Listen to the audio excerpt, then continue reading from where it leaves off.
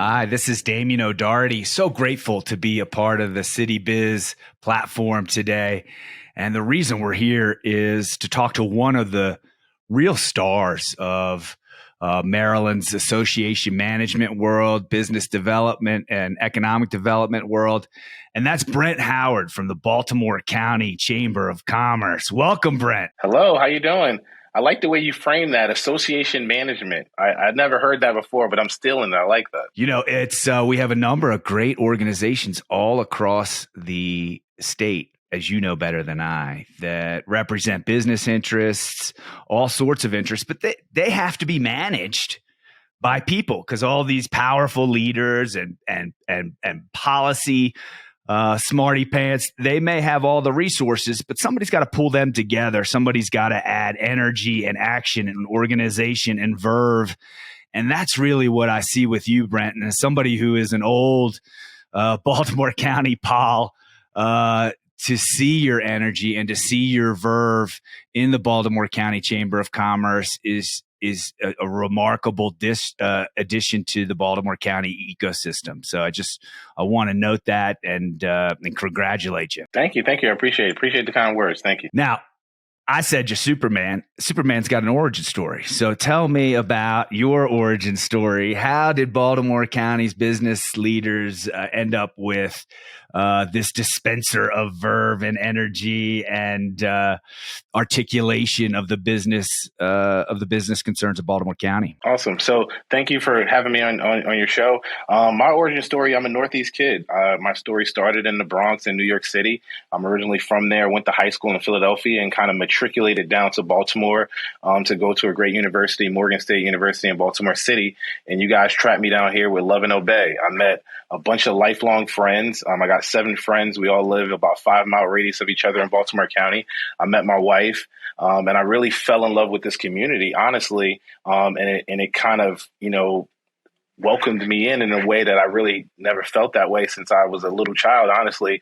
And it's a really welcoming environment. And that's one of the reasons why I kind of decided to stay here, build my career, build my family and really try to curate this community in the way that I think it should be curated and move it in the direction that I think it should be moving. Talk to me about those special people in your lives, those Baltimore County residents. What is it about them that makes them so special, you think? What is it about the Baltimore County resident that is so welcoming? Well, it's not just I live in Baltimore County and I represent Baltimore County, so I'm definitely a homer. But I think it's the region in general. I think it's the entire Baltimore region that really is really welcoming. I like to say Baltimore is broken up into two different population gaps.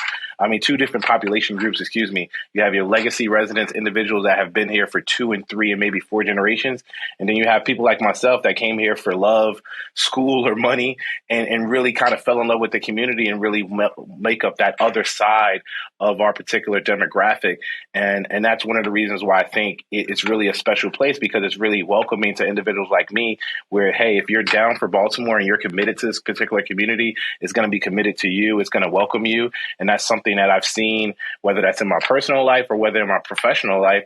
And that's one of the reasons I got to the chamber is through that network of individuals that were welcoming me and saw something in me that they thought could be impactful for their organization and kind of brought me in and allowed me to be a part of the Baltimore County Chamber as well as other companies and organizations that I've had the privilege of working with in the region. Now, Baltimore County is really it's one of the bigger counties in the country.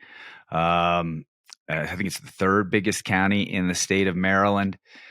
It's got 150 miles of waterfront. It's got almost has a little ski mountain up there in Hunt Valley. They used to have a lift. So if Maryland is America in miniature, certainly Baltimore County is Maryland in miniature.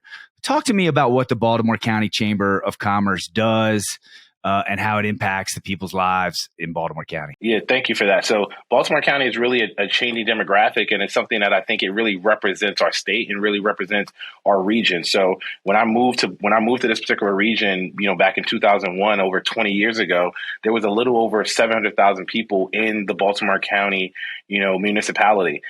fast forward 20 years, we're over 1 million people in this particular area. So it's a growing demographic that's really changing, that really represents the tapestry of our particular state and our nation kind of going forward. And the Baltimore County Chamber really represents that group and really tries to advocate for the business community at the county and the state level.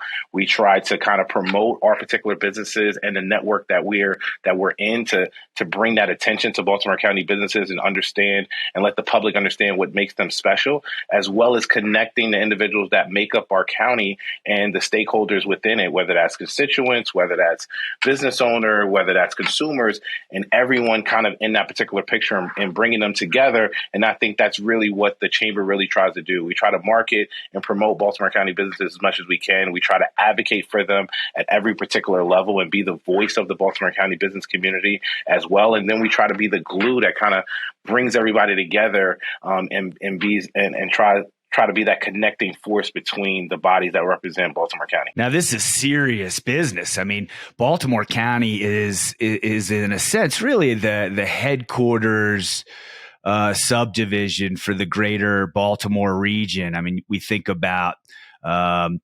organizations like McCormick Spice. We think about T. Rowe Price. We think about Toyota.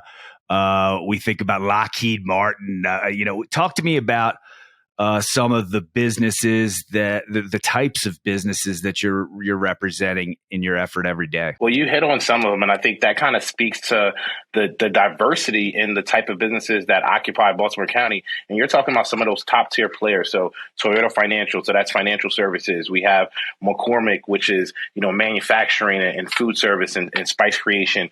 You have someone else like KCI that's heavy into biotech and tech in that particular way. You have T. Rowe Price, that's financial services. So you have all of these kind of large multinational corporations that are based here in Baltimore County, and they're all serving different masters and they're all doing different things, but they kind of represent just one part of our business community here. And I think that's something that's really unique about Baltimore County is really you have those top tier players, those large corporations, the ones you can kind of, you can buy stock, you can buy their stock and follow them on CNBC. But then we also have those small and medium sized companies that have, 50 to 200 employees, like a North American Millwright. That's a large manufacturer that has about 200 employees here in Baltimore County.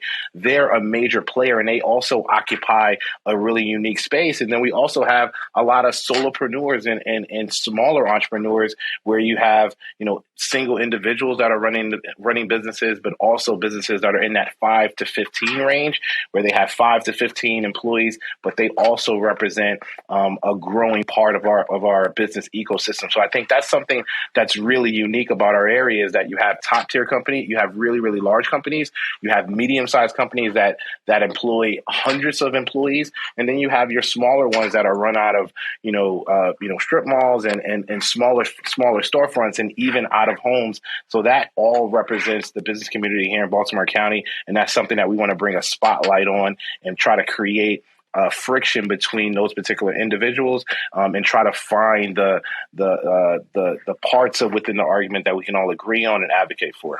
So much of the policy in Baltimore County is shorthanded as talking about development when just naming those companies.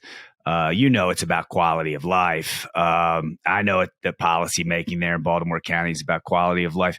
But before we get into that and sort of talk about the policy, I'd love for you to take a chance to talk about some of the events that you have going on. And, I want this at the top of the show because I think if you hear these events that I've seen that Brent is putting on, you'll understand what I'm talking about when I'm talking about Brent Howard's verve and what he's bringing to Baltimore County. So just share a little bit with us about your calendar.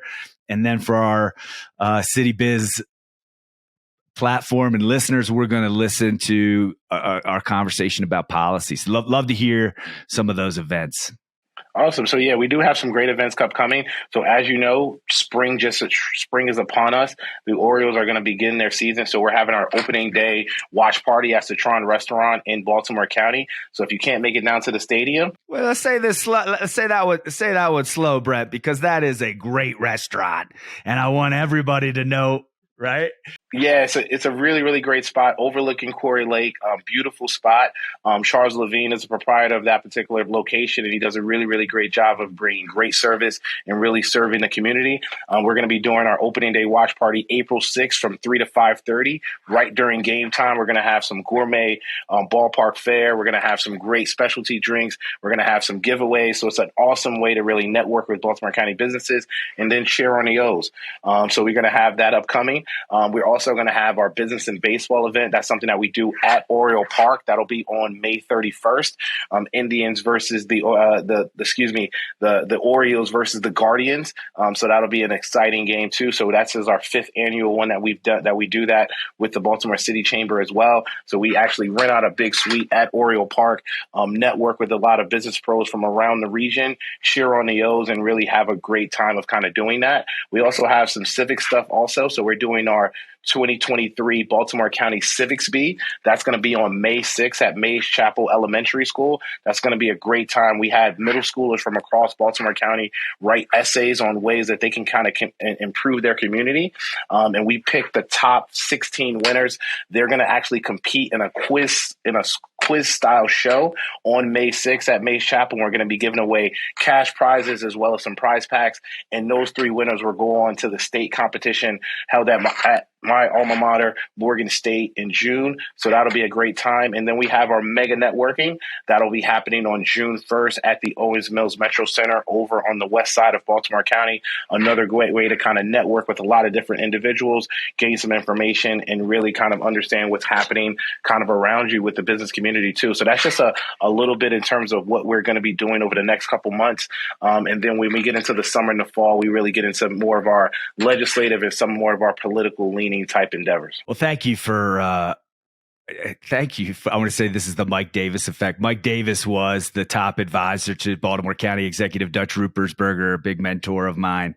And not only did he say that where Citron is going to be the best network, the best, coolest neighborhood in the whole county, but he also made me understand that Owings Mills is, really a community like no other. In a sense, all you hear Maryland elected officials talking about diversity, mobility, wealth creation, all those sorts of things that Maryland wants to be are currently happening in Owings Mills. And so I want to thank you for, taking your organization outside the Towson bubble, getting them into Owings Mills, massive transit-oriented development over there. It's the only one in the county. TOD doesn't sound too hard for me and you to spell, but Baltimore County could use a little help there with TOD. Talk to me about what TOD, transit-oriented development, means to you, and then talk to me about what it means to your constituency, the business leaders of Baltimore County, and we'll continue on to some other issues as well. Yeah, thanks for touching on that. I think TODs and transit-oriented developments are really a big thing. And transit to me is really it really holds a special place in my particular heart. It's something that really is important to me, and I think it's something. And in my opinion, I think it's the secret sauce that really can allow our community and our region really to rise and reach its full potential. As someone, like I said, my journey started in New York City. I went to high school in Philadelphia, so I'm a two train and one bus to kind of school type kid. So I'm used to public transportation. That's something that was intrinsically part of my life for the first 18 years of my life until I moved to Baltimore County, and then and even that. Brent, when you talk about Philadelphia and talk about TODs in Philadelphia, you can go from the train. You can take your golf bag. I've done this. Take your golf bag from the train station and take it to Marion Golf Course, the best golf course in the country, and go out there and play. In Philadelphia, they got TOG, transit-oriented golf. We're in Baltimore County. We only got one. We're looking at Owings Mills, obviously as the big one there. Then also Lutherville Station's an obvious location that needs to be considered for transit-oriented development. What do your members see in that phrase, TOD? What does that mean to them as business leaders? I think it means something different to everyone. I think first of all, everyone might not even understand what that acronym means. But I think in terms of when I think business leaders and business owners in our particular area think about transit development in general, and they think about development in our particular area, it has to be something that has to be thought out, planned. It needs to be curated, and it's something that is something that needs to be corralled and used in the positive. So I think that's something that we understand, is that growth is happening within our county, whether we like it or not. We're going to have population inflows. Those are something that's happening. But how do we actually maximize it and get the most return out of that? And I think that's where transit-oriented developments really speak to that. So when you're talking about Owings Mills and that Owings Mills station really being the anchor of that particular area, it does a lot of different things for that particular area. For one, it creates a natural population density that you need in order to have the mixed bag of services that a community kind of wants to be able to enjoy. So you can have your large retailers, you can have entertainment, you can have hotels, you can have things like that, because you create that population density that you kind of need. Also, you create access to your particular area. One of the things that makes that Owings Mills Metro station really special is that it connects Baltimore County to Baltimore City and connects our constituents to DC, actually. So if you look at Owings Mills, and I have a couple friends and colleagues that actually live in Owings Mills specifically because they actually work in DC and they're able to commute without a car in that area, because they're able to take that transit, that connective transit system that we have from Baltimore County to Penn Station, and then connect to the MARC and be able to do that. But that's being able to connect the community to another community and create a larger regional connection. And I think that's what I think about when I think about a transit-oriented development. And that's something that we need to replicate in other population centers around our particular community to be able to maximize investment in transit and be able to kind of get the return that we need. And I think for when we're talking about different parts of Baltimore County, especially into the Hunt Valley corridor, where we have a growing population, we have services that need to be handled, but we have to have workers, and we need to have an influx of individuals that can occupy those particular industries and those particular opportunities as well. So I think that's where transit-oriented developments kind of come in. They're able to kind of add value and be able to kind of create a connection point for the community. Yeah, it's beautifully said too. And, it's interesting because Hunt Valley, is it's the terminus essentially for the light rail. And I recall back in the day when folks were a little, anxious about putting condos or apartments and housing around the light rail up there. It was seen as sort of a commercial hub, but the convenience of it, the economics of it, just made perfect sense to those, candidly, some of the most wealthy people in the county are up there. It makes sense for them. It's interesting to me that Lutherville, which is really a hub right there in the center of the county. I mean, if you look at the roadways and you look at the transit, it's a great state hub. 83, 695, the light rail. It's amazing. You'd think that would be welcomed a little more quickly than it's being welcome now. Have any thoughts on that? Yeah, I think that just kind of speaks to the diversity of Baltimore County, and that's something that I think is actually a good thing. So I think when we had Mark Renbaum from MLL Partners at our last breakfast, and we were talking about the Lutherville station, one of the things that I kind of pressed him on was, hey, what changed from your first proposal to now? And one of the things he talked about was community input. Is that, hey, we have really active voices within our community that really care about it and want to be able to kind of curate their particular space in the way that they want it, that they think it should be curated. And having an open discussion between developers, constituent, business owners, the public sector, all of those stakeholders in general allows us to kind of create better product. Residents said, hey, it needs to be this. We want to have this. We want to be able to incorporate that. And that's something that you want to kind of bake into your particular proposal kind of going forward. So I think that really just speaks to the active residents that we have here. And that's something that also makes our county really special, is that you're not going to do anything in the public sector without input from constituents. And that's the real way to kind of keep everyone, true to the ideal of doing what's best for the community and what's best for constituents long term, not just in the short term. You really have to have that forethought and say, hey, what's best for us today? What's best for us tomorrow? And what's best for us in the future? I have 2 young daughters. They're 2 and 3 years old. So the projects that we're doing right now are going to influence the way they live their life and whether they choose to continue to be residents of Baltimore County as they go forward. Just like I made a decision when I became an adult, and that's something that we have to be really cognizant of, is that the decisions that we make now will affect prosperity going forward, whether we like it or not. And that is what I speak to when I say investment in areas or in de-investment within our community. Listen, Mark Redbaum and Brent Howard telling us straight that you get momentum with the public when you use not your mouth, but you use your ears. Well said. Well said.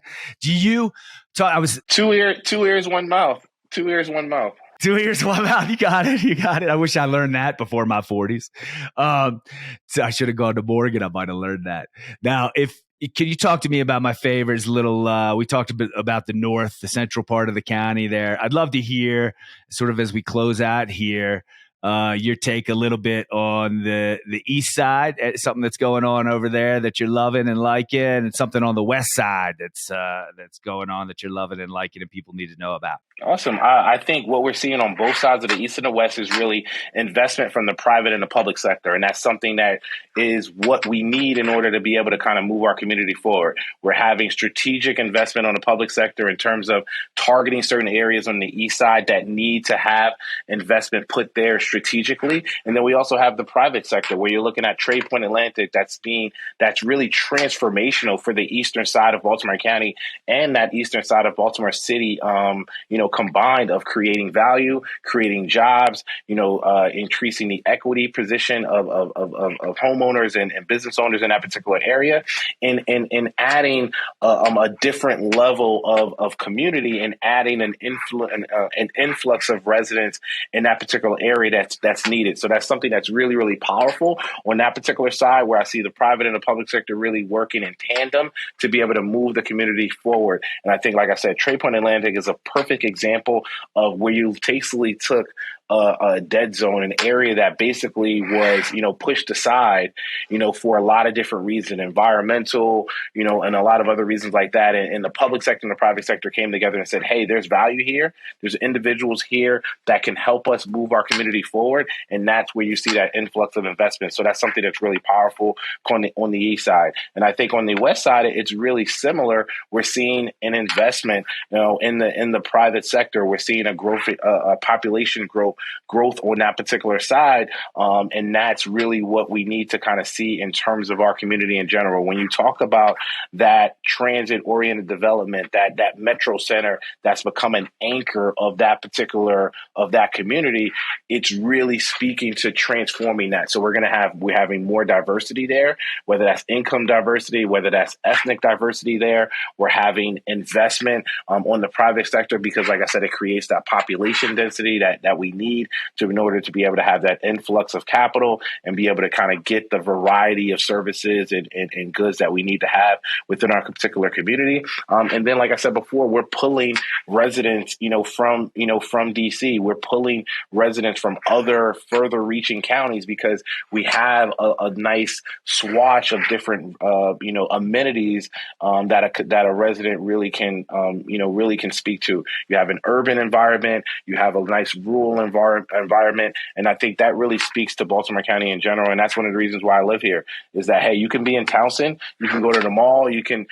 have that urban lifestyle that's really, walkability and all of other things like that. And you can drive 15 minutes up 83 and you're going to run into a cow and a horse. And you're not going to be able to see anybody, for about 5 miles. So you have that duality in your lifestyle. And I think when we talk about the lifestyle choice of Baltimore County, that's really why residents choose to live here is that duality. And that's one of the reasons that I speak to that. And I think when we talk about transit-oriented development, it's about curating our community in the right way. We have to realize that growth is something that's needed. That's something that we have to tackle, and we have to be able to corral and move it in the right direction in order to be able to get the return on the investment that we need and continue to pull our county to where we need to be. And like I said before, I really, really, truly believe that transportation is really the secret sauce that can allow the Baltimore region in general to reach its full potential. And I truly believe that. He's Brent Howard, and he represents the verve and the vision of Baltimore County's businesses. Thanks so much for joining us. Brent, any last words for our incredibly gracious audience here at Citybiz? Thank you. Thank you, Damian, for having me on your show. If anyone wants to learn any more about the Baltimore County Chamber, please check out our website, baltcountychamber.com, or, follow me on social media. I'm on LinkedIn. I'm always available for a conversation. Our role here at the Baltimore County Chamber is really to advocate for the business community here in Baltimore County. So if you're part of that community, you want to be, part of our particular group, definitely reach out. We would love to welcome you as a member. Thank you so much. Have a great day.